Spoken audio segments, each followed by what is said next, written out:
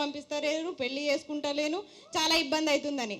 మీరు కానీ నోటిఫికేషన్స్ వేయకపోతే, ఈ మీ ఎలక్షన్స్కి ముందు నోటిఫికేషన్స్ వేయకపోతే మా పెళ్ళిళ్ళ బాధ్యత A to Z అన్ని బాధ్యత, పోషణ బాధ్యత అన్ని మీవే. ఇదే డెడ్ లైన్ మాది. మొత్తం మేము జీవితకాలం బతుకున్నంత కాలం మా నిరుద్యోగుల బాధ్యత మీరు తీసుకోవాల్సి వస్తుంది, మీరు నోటిఫికేషన్స్ వేయకపోతే. అంతే. ఈ 2 విషయాలు నేను మర్చిపోయినా, అందుకే చెప్పాల్సి వచ్చింది. నోటిఫికేషన్ ఇచ్చినప్పుడు తక్కువ పోస్టులు ఉన్నప్పుడు రోస్టర్ అనేది ఎక్కడ కట్ అయింది అనేది చాలా మందికి డౌట్ ఉంటుంది. ఫర్ ఎగ్జాంపుల్ మొన్న డిఎస్సి వచ్చినప్పుడు 3 పోస్టులు ఉన్న వాళ్ళు ఇప్పుడు బీసీలు ఉండంటే బీసీఏ BCDE అని ఉంటున్నారు కదా, అది ఎక్కడ వరకు కట్ అయింది అనేది తెలియదు. ఆ ఉన్న 2 పోస్టులు 3 పోస్టులు ఎవరికి వస్తున్నాయో ఎవరికి పోతున్నాయో తెలియదు. అంటే ఇవన్నీ తెలియాలంటే నోటిఫికేషన్ అయిపోయిన తర్వాత దీనికి సంబంధించినటువంటి డీటెయిల్స్ అనేటివి రోస్టర్ అనేది పబ్లిక్ డొమైన్లో అంటే ప్రభుత్వ వెబ్సైట్లో పొందుపరచాలి. ఇంకోటి ఏంటంటే ఏదైనా ఎగ్జామ్ పేపర్ రాసినప్పుడు ఇంగ్లీష్ మీడియాని ప్రామాణికంగా తీసుకుంటున్నారు. ఎందుకంటే మనం ఇది తెలంగాణ అంటే తెలుగు రాష్ట్రం కాబట్టి 95% తెలుగు వాళ్ళు ఉంటాం కాబట్టి ఇక్కడ ఇంగ్లీష్ ప్రామాణికంగా తీసుకోవడం దురదృష్టకరం. దానివల్ల ఇంగ్లీష్ ప్రామాణికంగా తీసుకోవడం వల్ల కొన్ని పేపర్లలో తెలుగులో అంటే తప్పులు పడ్డాయి, దాన్ని మార్చడం వల్ల దానివల్ల జాబులు కోల్పోయిన వాళ్ళు ఉన్నారు. ఇంకోటి ఏంటంటే గ్రూప్ 1లో కూడా నిన్న మొన్న ఇది తెలుగు మీడియం రాసిన వాళ్ళకి అన్యాయం జరిగింది. ఎందుకంటే వాళ్ళు చదువుకున్నప్పుడు తెలుగు మీడియం ఉన్నది, ఇప్పుడు ఇంగ్లీష్ మీడియం ఉండవచ్చు. ప్రభుత్వం నీది మొత్తం మంచిగా ఉన్నది, నీది ఒక పేపర్ మీద నాకు ఈమాయ కానీ చిన్న రిక్వెస్ట్ సార్, నేను 2-3 నిమిషాలు మాట్లాడినాక మళ్ళీ మనోళ్ళు చిన్న రిక్వెస్ట్ సార్, నిరుద్యోగులు అంటే ఏం లేని వాళ్ళు కాబట్టి ఎగ్జామ్ రోజు ఎగ్జామ్ సెంటర్కు అడిగిపోవడానికి ఫ్రీ అంటే ఇప్పుడు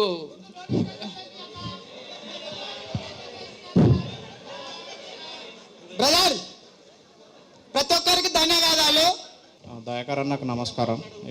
having this accountability to listen from behalf students. So ఇక్కడ ప్రధానమైన డిమాండ్ వీళ్ళందరూ 2 సంవత్సరాల నుంచి ప్రభుత్వానికి ఇవన్నీ తెలుసు. ఎవరైతే మాట్లాడుతూ ఉన్నా ఇంతమందుకు Indira Nayak brother is so intelligent, he has attended many interviews. Most of the people thinking about his emotions but how he has been suffering అందరికీ తెలుసు. సో క్లియర్గా దయాకర్ అన్న నాదొక విన్నపం క్లియర్గా చెప్పండి. దయచేసి 12-18 నెలల నుంచి త్వరలో అనే వర్డ్ ప్రపంచంలో తెలంగాణ రాష్ట్రంలో ట్రిలియన్ టైమ్స్ వాడింది ఎక్కడంటే తెలంగాణ రాష్ట్రంలో ఫస్ట్. సో రెండోది ఏంటంటే నేను ఒక టీచర్గా చెప్పాలనుకుంటున్నా.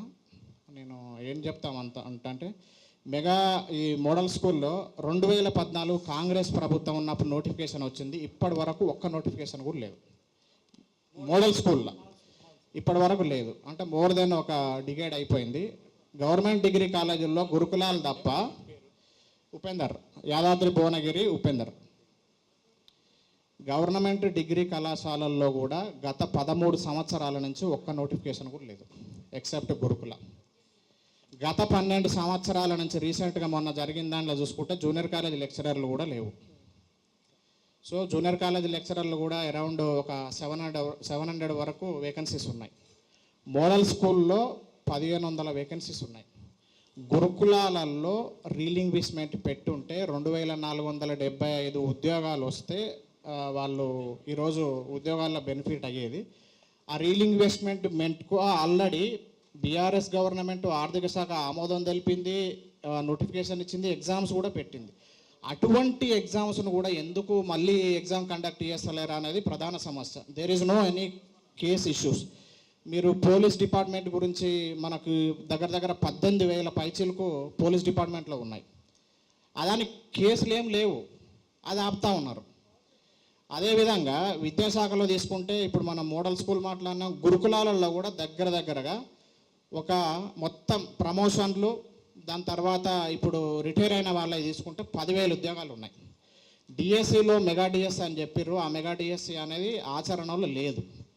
సో దీంట్లో డిఎస్సిలో కూడా అరౌండ్ 12 ప్రమోషన్లు రిటైర్మెంట్లు తీసుకుంటే 12,000 ఉన్నాయి. సో విద్యాశాఖలో ఇవన్నీ కూడా, దాంతోపాటు మన కస్తూరబా గాంధీ కేజీవీపీలో కూడా చాలా వేకెన్సీస్ ఉన్నాయి. అసలు నోటిఫికేషన్లు లేవు.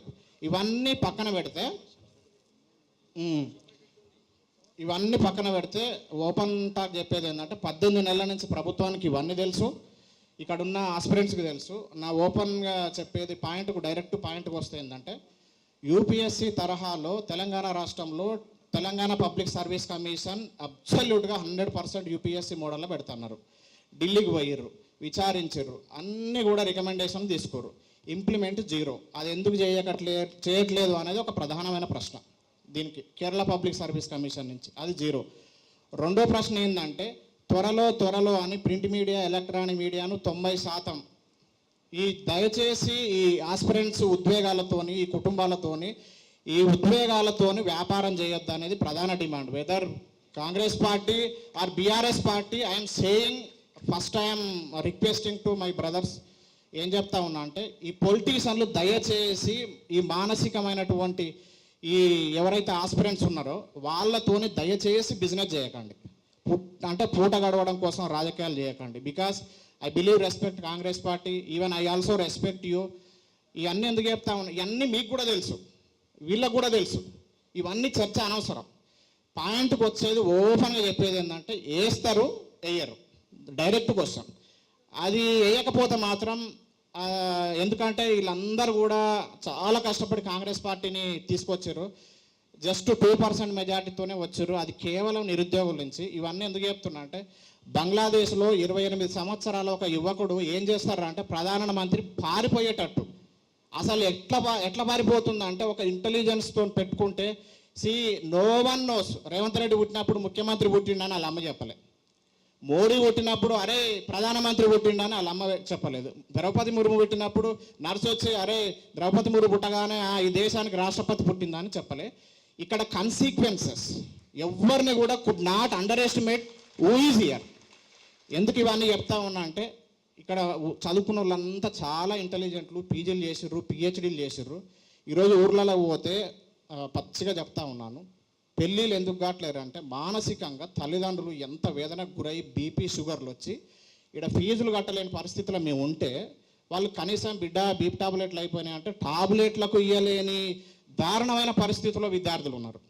రెండో అంశం ఏంటంటే ఈరోజు మా కోసం మా తల్లిదండ్రులు లక్షలలో పెట్టి డబ్బులు సంపాదిస్తే 30-35 సంవత్సరాలు వచ్చేసరికి కనీసం మేము వాళ్లకు ఒక 30,000 40,000 సంపాదించి నా తల్లిదండ్రులను సేవ్ చేసుకునే పరిస్థితుల్లో ఇక్కడ ఒక్కరు కూడా లేరు.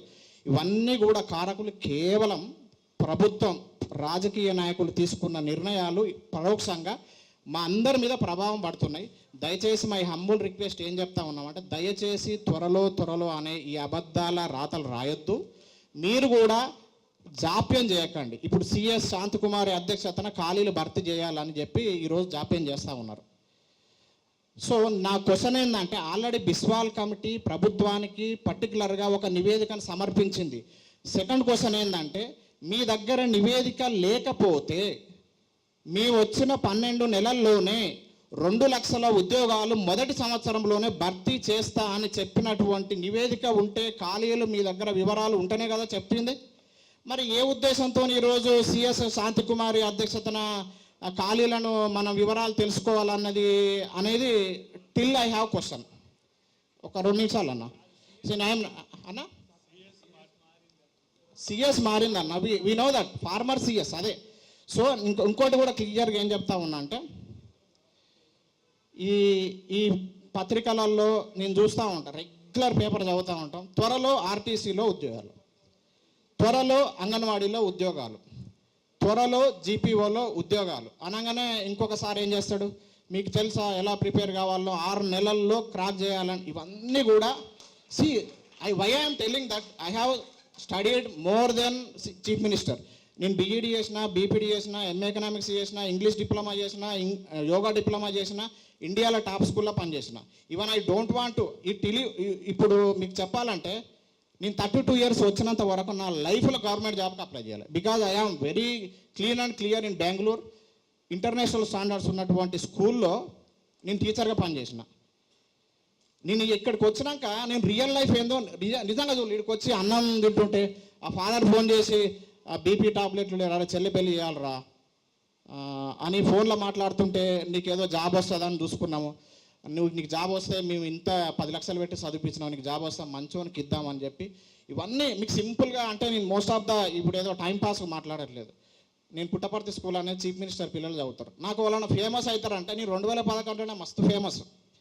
ఇదేమన్నా జంగాలు ఏం వాట్ ఈస్ దట్ జేరిపోతులాట కాదు. నేనేం చెప్తున్నా అంటే చాలామంది పరోక్షంగా సామాజికంగా, మెంటల్గా, ఫిజికల్గా, సోషల్గా, కల్చరల్గా ఇవన్నీ విధంగా దోపిడీ చేస్తారు. అంటే ప్రభుత్వం తీసుకున్న నిర్ణయాలు ఈరోజు ఆందోళనకు గురై చాలామంది రీసెంట్గా చాలామంది సూసైడ్ చేసుకొని చనిపోయారు. మీరేం చెప్తారు? ఇప్పుడు కన్ఫామ్ వచ్చే నెలలో 15 తారీఖు అంటారు. ఆ 15 తారీఖు వచ్చినాక 10 తారీఖు అంటారు. ఇట్లా 18 నెలల నుంచి ఒక అబద్ధాన్ని నిజం చేయడానికి 5 సంవత్సరాలు పడుతుంది మీకు. అది బాధాకరమైన విషయం. దయచేసి ఆ ఎమోషన్స్తో వేస్తా అంటే వేయండి, లేకపోతే నేనేం చెప్తున్నాను క్లియర్గా మా వల్ల కాదరా బాబు 2029లో వేస్తా అంటే మనం ప్రైవేట్ జాబ్ చూసుకుంటాం. సో దయచేసి పత్రికలల్లో ఇట్లా చేయకండి. నేను కూడా క్లియర్గా నాకున్న అవగాహన మేరకు చెప్తున్నా. నేను కూడా మోర్ దెన్ 10 lakhs రూపీస్ పెట్టిన. ఎవ్వరు never underestimate anybody else. ఏ ప్రభుత్వాన్ని, ఏ విద్యార్థులు, ఏ నిరుద్యోగులు తీసుకురా, మీరు కూడా ఒక యంగ్ డైనమిక్ లీడర్గా పొలిటికల్గా యూత్ ఇన్వాల్వ్మెంట్ ఉంటే అది ప్రపంచాన్ని కూడా ఎక్కడ నువ్వు ఫ్రాన్స్లో తీసుకుపోయి ఫ్రెంచ్ విప్లవం తీసుకో, రష్యా విప్లవం తీసుకో, ఇవన్నీ తెలుసు. కేవలం యూతే. ఇప్పుడు కూడా దయచేసి ఈ ఎక్కడైతే నిరుద్యోగులు ఇక్కడ ఉన్నారో దయచేసి ఎమోషనల్గా వ్యాపారం చేయొద్దని చెప్తా ఉన్నా. అది నా ప్రధాన డిమాండు. ఇంకోటి కూడా హెచ్చరిక ఏం చేస్తూ ఉన్నామంటే ఈ విధంగానే మేము చెప్తా ఉంటాము 365 రోజులకు 365 రోజులు స్క్రిప్ట్లు మేము వాట్సాప్లో ఈరోజు పత్రికలకు చెప్తే తెల్లారి న్యూస్ ప్రింట్ పడుతుంది. దానికి కూడా గట్టి సమాధానం నిరుద్యోగుల తరపున ఉంటుంది. మీరు 100% రేవంత్ రెడ్డి సార్ దృష్టికి తీసుకుపోతారన్న విశ్వాసం మాకున్నది. ఇంత ప్రజాస్వామ్యబద్ధంగా మీరు వచ్చి మా నిరుద్యోగుల తరపున విన్నందుకు నిరుద్యోగుల అందరి తరపున ధన్యవాదాలు తెలుపుకుంటున్నామన్నా. Thank you.